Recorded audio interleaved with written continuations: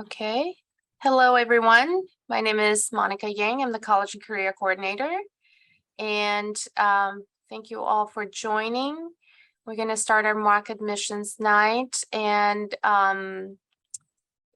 we have a lot of events that are happening throughout the week, throughout this month. So just make sure you keep looking at or checking the College and Career newsletter that goes out on Sunday afternoons, Google Classroom for more college visits and other events. So today we're going to have our mock admissions night. We're very lucky to have Mr. Ryan Ichon and Ms. Nicole Epres, who are our counselors, our beloved counselors, and are also admission readers for UCI. So we're very lucky to have them and have them share their expertise with us. Okay, thank you, Ms. Yang. Mr.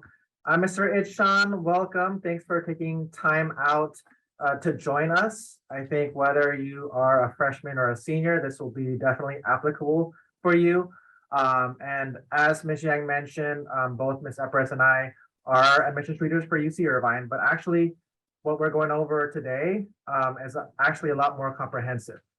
Because we're also going over recommendations and it's a lot more thorough of a process. So I'm glad that you're here to experience that. We have a lot to go over. We want this to be an interactive experience. So please, when Ms. Epres or I ask for feedback in the chat, that you go ahead and provide your feedback so we can all learn from each other. So without further ado, Ms. Epres, take it away. Okay, thank you, Mr. Ichon. Hi, everyone. I'm Ms. Epres. So I'm gonna start us off. Okay, so this here is kind of just today's agenda of what to look forward to. Let me move my screen just a bit. Okay, so I'm sure you guys have heard the term holistic review.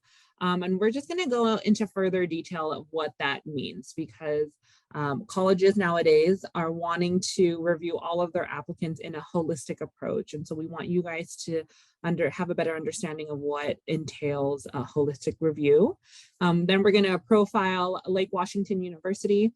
Obviously, this is not a real university, but we're going to review them as a college, review their admissions data, and then we're going to take the next step and review 3 different applications. So these applicants below are applying to Lake Washington University, and then we're going to kind of discuss what you guys as application readers are seeing and what your key takeaways are from these 3 applications. And then again, as a committee, we're going to review and discuss all the applicants, and then we're going to vote. So again, you guys all of us are admissions readers, and so we're going to decide of who would be admitted, who would be waitlisted, and who would be denied, and we're going to talk about the reasons why. So let's get started. Okay, so holistic review, or a holistic approach, right? So a lot of colleges are shifting gears as to how they are reviewing their candidates' applications, right? We know that you as students are more than just a number, you're more than just a GPA, and they want to learn more about you in a holistic manner.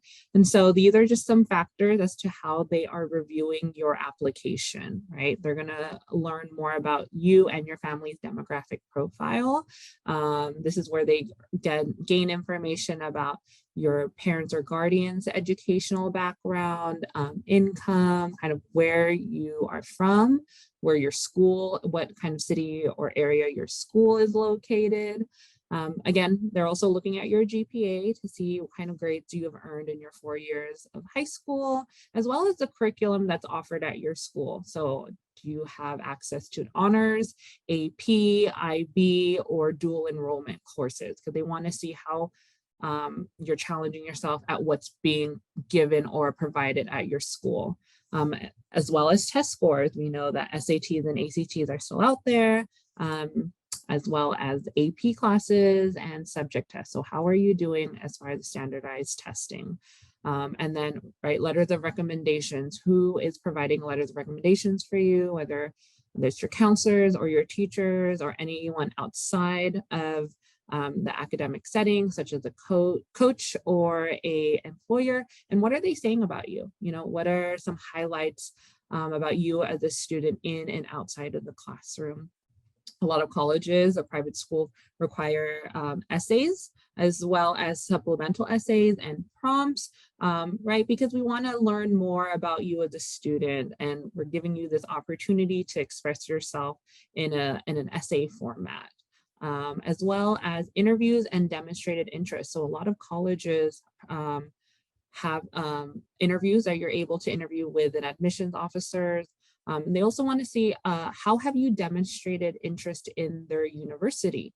Did you attend any of their college and career fair? Did you speak with admissions officers? If admissions officers came to your school, did you come to their college visit?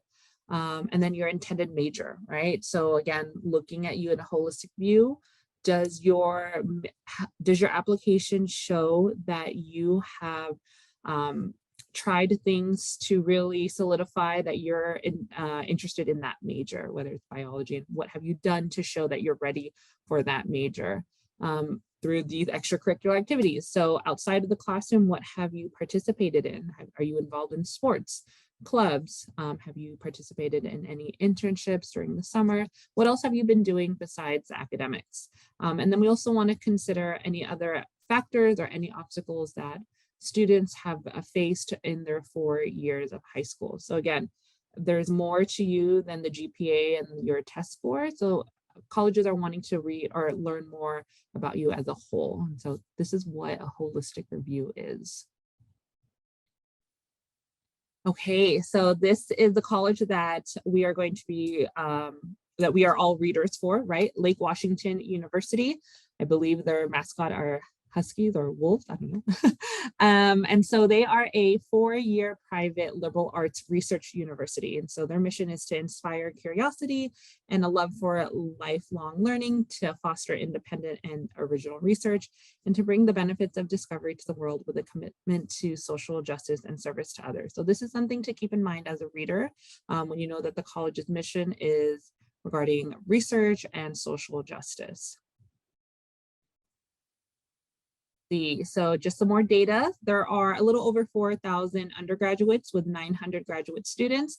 You can see the student to professor ratio is 11:1. So again, we know it's a small liberal arts college, so you're really going to have that small, intimate discussion type of classroom. You see that there are 89% of students live on campus all 4 years. So this might give you an idea that this is maybe in a small town setting type of school where students prefer to live on campus. They are NCAA Division I in both men and women's lacrosse, and then they are NCAA Division III in all other sports. So you can see that they are competitive in some sports. Okay, so this here is their admissions data. So you can see that they have a 29% acceptance rate, with about 5,000 students being admitted from a pool of 17,000 students. The mid-range or GPA range is a 3.65, a 3.98 unweighted. So this of the admitted students that were accepted, this is probably like the average GPA unweighted. They do provide interviews, both virtual and in person, that are available to all applicants, and it is encouraged. So again, something to keep in mind is that they encourage students to sign up for an interview with the admissions officer. They are a test-free admissions school, so they don't require the SAT or ACT. And then you can see down here that they have 2 different deadlines, the early action being in November with the regular decision in January. Okay, so with this university, right, this is their kind of candidate review form. How are they looking at each student's application? So again, you can see it's really similar to the holistic review. So under the student profile, they're going to review the background, the family. They're going to review letters of recommendations from the counselors and the teachers. If there was an interview, they're also going to touch base with who it is that they interviewed. There's the essays, obstacles, right? So that's again just the student's profile. And then they're going to consider academic factors. So GPA, what tests that they've taken, any AP and honor courses that they've taken in high school, as well as the core courses that are required for eligibility. And then what type of school did they attend? Did they attend a small private high school or a larger public high school? And then any grade trends that they are seeing in the students' applications from 9th through 12th grade. And then reviewing any activities such as their resume, what leadership positions did the student have? Were they persistent in their 4 years? Did they, how active or engaged were they in their 4 years? And then how did they make use of their summer? What did they do during their summer breaks? So again, things to keep in mind when reviewing the students' applications. And, these are some points to ponder, right? So how does the student's academic profile compare to an Lake Washington admitted student profile? So we know that the mid GPA of an admitted student was, I think, like a 3.68 to 3.98 unweighted. How will the student contribute to the school community? We understand that they're very big on research and social justice. So how do you think that these applicants are going to contribute to that and what they stand for? How has the student expressed a genuine interest to attend Lake Washington? Did they set up an interview? Did they attend a college visit with admissions officers? And then again, what are the students' strengths and weaknesses? So what do you think that they can bring to the table to this college, and where do you think they struggle with, and what can they work on? So a lot of questions to think about when you're reading the students' applications. Okay, so hopefully you guys had a chance to review the applications beforehand. If you didn't, that's totally okay. We're going to spend a few minutes right now reviewing each of the applicants' applications. We're going to get started with Jonah Tyler JT Morris. So if you are on your phone or if you're on your computer, you can scan the QR code with your phone, or you can pull up the full profile on this tiny URL. And again, we're really going, as an applicant reader, we want you guys to really go through the application and kind of consider what we've talked about as far as reviewing the students in a holistic approach. And so while we're doing this, feel free to reply in the chat some things that have stood out to you about JT's application. So we're going to take some time to read his application. What are some things that you're noticing in his application? What do you think are some of his strengths, his weaknesses, right? Some of the points to ponder that I talked about in the previous slide. So again, you guys are the application readers. So what are you seeing and as far as what this applicant could bring to the university? Move on. Okay, so this here is kind of just a summary of JT's full application, what evaluator notes. So we, right here are the family background. Parents are married, father has an advanced degree, and we know that he is legacy, right? His dad was an alumni. His weighted GPA is a 3.75, and we do notice that there is a trend from 9th to 12th grade with a major in public policy and Latin American studies. He is interested in policy research. Some related classes to his major and career interest is AP Gov, AP Psych, and obviously his participation in Model UN. He was an intern for a state senator. His main essay was regarding coffee and how it relates to his interests and values in the world and inequality and fairness. He talks about his dad being an alumni and discuss a specific class, right? Touched base with admissions counselor. So that's how you can see that he has a notable interest in the university. His recommenders note that he is top 5 in activities, top 5% in personality qualities. He's outstanding delegate MU Model UN. And in his demonstrated interest is a virtual interview and an email from JT to an admissions counselor. So things that you were definitely noting in our chat. And so something, we'll keep this, we'll continue to read the other applicants, but something just to keep in mind for JT. Okay, so now we're going to move on to our next applicant, Maya Leilani Carter. So again, we're going to do the same thing. Go ahead and scan the QR code or the tiny URL and take a couple minutes to review her application. And then feel free to share in the chat what highlights or stuff that that stand out to you as an applicant reader. For her, our evaluator notes for her. So we do know that she comes from a diverse background. Parents are married with advanced degrees. Her weighted GPA is a 3.52, and you do see a trend, a great trend from freshman year to senior year. She's planning to major in business, corporate attorney, or business entrepreneur. Some notable activities is her internship with an arts foundation. She participated in Girls Who Code and a law and trial summer program. She does, in her essays, she does discuss her identity, and she's very proud of her Hawaiian heritage. Met with the admissions recruiters, the whole family atmosphere appealed to her.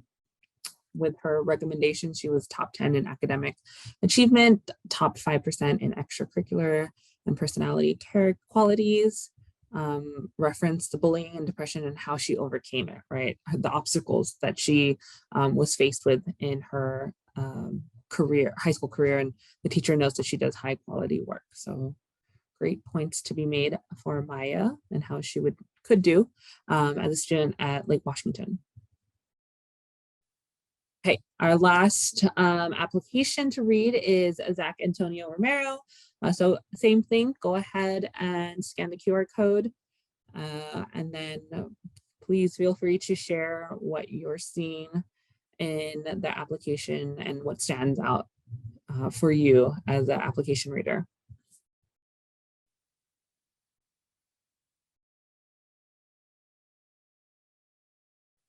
Yeah, really great points you guys are all making. This here is our evaluator's notes for Zach. So we do know that parents are divorced. The mother has an advanced degree, the father with some college. You guys notice that he is a really strong in science and math. Has plans to major in biomed engineering or food engineering. He does note that he takes care of his twin sister who has Down syndrome. He is on varsity lacrosse and interned at a biology lab department. Again, talks about his family background, which led to a fascination with food, and discusses the disruptions with family dynamics due to COVID. Again, really strong in the bioengineering field, clear about career aims as a food engineer, notes Goddard Lab. His recommendations note that he is top 1% with personality, qualities, and characters. Ooh. Oh, yeah, someone noted that school is D1 in lacrosse, and right, we do note that he is a varsity lacrosse player. Let's see, his Zoom interview with the Associate Dean of Admissions has described him as sweet and genuine and really felt his passion. Yeah, that was a great insight about D1. So potentially, scholarship opportunities and recruitment could be a possibility. Nice.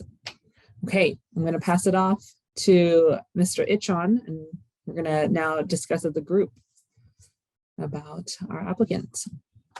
All right, thank you, Ms. Epres. And so, right, you have got experience with a full Common App for 3 applications. And just keep in mind that for some of you who are seniors, this is exactly how it would look like for the evaluators in terms of what your profile looks like, what your essays look like, your activities, and your recommendations. And for those of you who are not seniors, right, this can hopefully give you a head start in terms of how to craft your profile and what to consider and what to pursue, and to make those connections with the teachers and your counselors, okay, so that at the end of the day, we can speak well about you. And so think about, right, as you're deciding what to prioritize, you can put in the chat, like, what are your priorities as you're considering who to accept and deny? What do you feel really stood out and was a big factor in your decision? So you're more than welcome to put what was notable for you in the chat, and maybe something that you haven't really considered that you are now considering as part of the admissions process. I really want to get a sense for where your mindset is.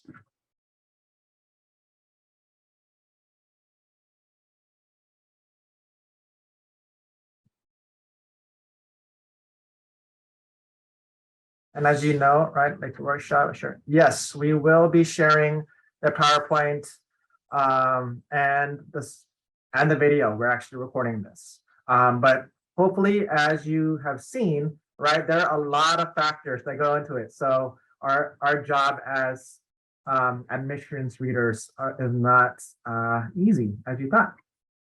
But points to consider, right? You know, sometimes I think this is the chicken and the egg question. Is it better to get a B in an AP honors class or an A in a regular class? And are test scores more important than grades? Can a strong essay make up for weak academics? Can a weak essay overshadow solid academics? Also hooks, right? As you read their essays, some of you mentioned that some weren't as engaging for you as others, right? And as you know, right, there are admissions readers that read hundreds, if not thousands, of applications. So you're going to want to have your essays hook them in. Demonstrated interest. When can that help with regards to meeting with the regional admissions reps that come for the college visits, as Ms. Epres mentioned. Also, how can fit be conveyed, right? How did they demonstrate that they were a good match with Lake Washington based off of their credentials? And then, you know, is an applicant who has not faced adversity at a disadvantage? Sometimes that's a concern for some of our Irvine students who feel like they haven't gone through any major disadvantage, but hopefully you've seen by reading through these applications that that's not necessarily the case. Yes, if you do have a disadvantage and you have proven how you overcame that, that can work to your advantage, so to speak. But it's really more so if you've seen some of the others, like what they've done with the resources they were given. And so, you know, given the resources you had, how did you maximize that?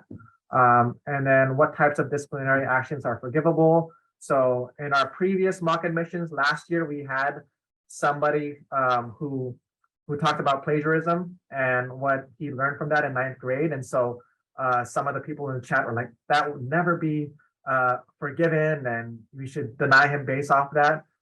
In this situation, that's really not the case. But these are all points to consider as you are kind of, you know, potentially crafting your own resume for colleges. Yes, awesome point, Yoonji. Getting a bad GPA isn't the end of the world, even though a lot of people within the community feel like it will be the end of the world if they have a slightly lower GPA.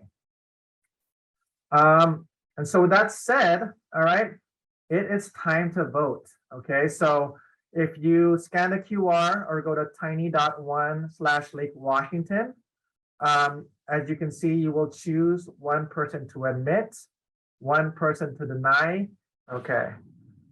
All right, y'all. So we'll break it out. I know we have like 21 responses, but here we go.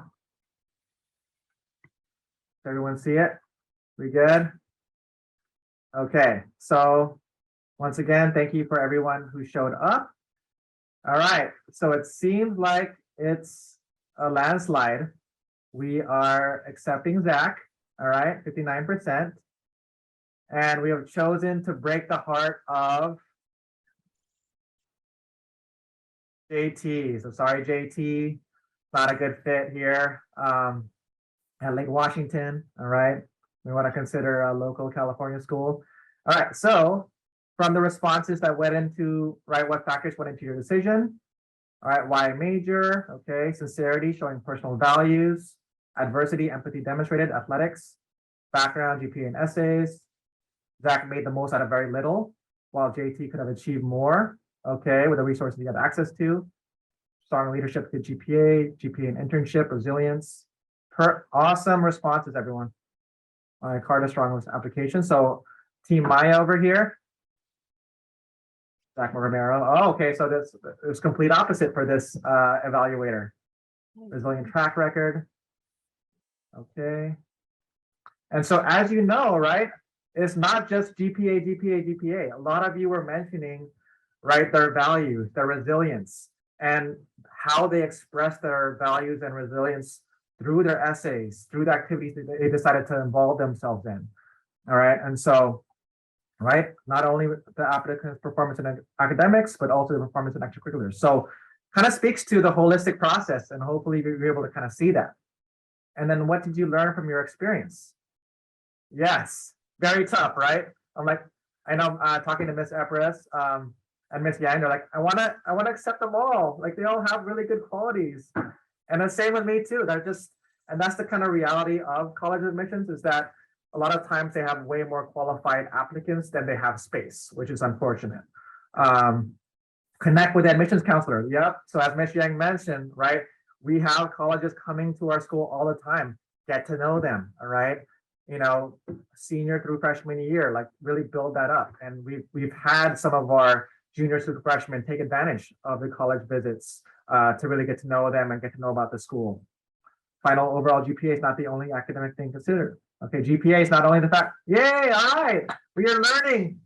Okay, it's not just GPA, okay? And that's where balance comes in, right? To where we have our students talk about taking all APs and honors. But if you're taking all APs and honors and the only thing you can do after school is study and sleep at the expense of other things that you really enjoy or other activities, that's where you may want to look into, okay, what do I want to kind of pull back on? What do I want to challenge myself in terms of classes? And then how can I get that experience, whether it's clubs, whether it's things outside of school, internships, volunteer opportunities that give me relevant experience for what I think I want to do in the future. A lot of factors into consideration, how your student is successful, quote unquote, right? And success means something different for different people. Okay, and then many elements that go into the process. Very insightful to see how readers see it. Yes. Point of view and the essay catching their attention. Yep. Okay. Perfect. All right. And so excellent responses. You know, I'm glad that we do this each year, because just from your responses and your feedback in the chat, you kind of get the fact that, you know, it's not just about the GPA. It's really about figuring out what you love doing and doing that. Because as you know, right, for each of these candidates, they all have awesome qualities. But at the end of the day, right, not everyone will get accepted. But hopefully the goal of this presentation is not to stress you out even more of, oh no, I'm not doing enough. But instead to understand that, you know, these students, regardless of whether or not they get in, they can still be successful in their respective fields or whatever they get into. And that college is not the end goal. It's what you kind of, how you maximize your experience at whatever college accepts you. And the main thing is just to make sure that you are doing things that are authentic to who you are.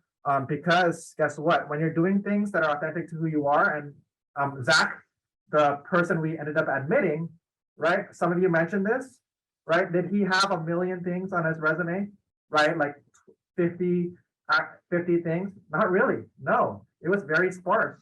But the things that he did participate in, right? Caring for his sister with Down syndrome, you know, being part of, I believe it was like a lab for food science, like these were like, and then being a part of lacrosse, right? We understood that for him, it was more about quality rather than quantity. He didn't need to do 5 million things. He just focused on 2 or 3 things that he was really passionate about. And guess what, right? When you read his essays, you felt that passion.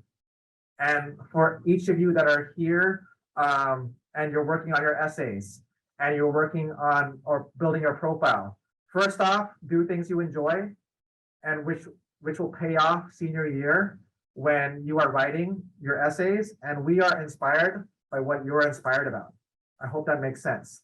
And then when it comes down to the end of the day, you know, whether or not they accept you, you'll be in a better position, not only as a candidate, but also in life, right? And your future, because you have done relevant things based off what you want to do, as opposed to quote unquote, will this look good on a resume? Because another thing I hope you gain from it is that, right, there's no one formula. Sometimes people ask us counselors, what is the formula to get into Stanford or to get into these prestigious schools?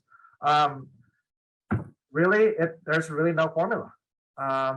Each of these students had very different profiles. They wrote their essays in a very different style, and each of the way they've written is unique in its own way. So when you're also crafting your essays, be sure to make sure it's about yourself. Like if you like to tell jokes and be humorous, make that stand out in your essays. If you are really passionate about a certain thing that you think is weird, that weirdness can actually be a good thing because it makes you unique. And so, you know, once again, it kind of goes back to being an authentic candidate. And so with that said, let me stop sharing. I think there's no more things on this. Yeah, results are in. Okay. Yeah, I think I kind of already mentioned all of this. Factors were important that ended up not being crucial in your final vote. Right, what will be your tag in the admission? And tag meaning, right, what is your thing? And it could relate to, right, career, like Zach mentioned, like food science, or whether it's, you know, being an attorney, right, and being involved in mock trial or whatnot. Like, what is your thing that kind of makes you, like, they come away with in terms of the adjectives?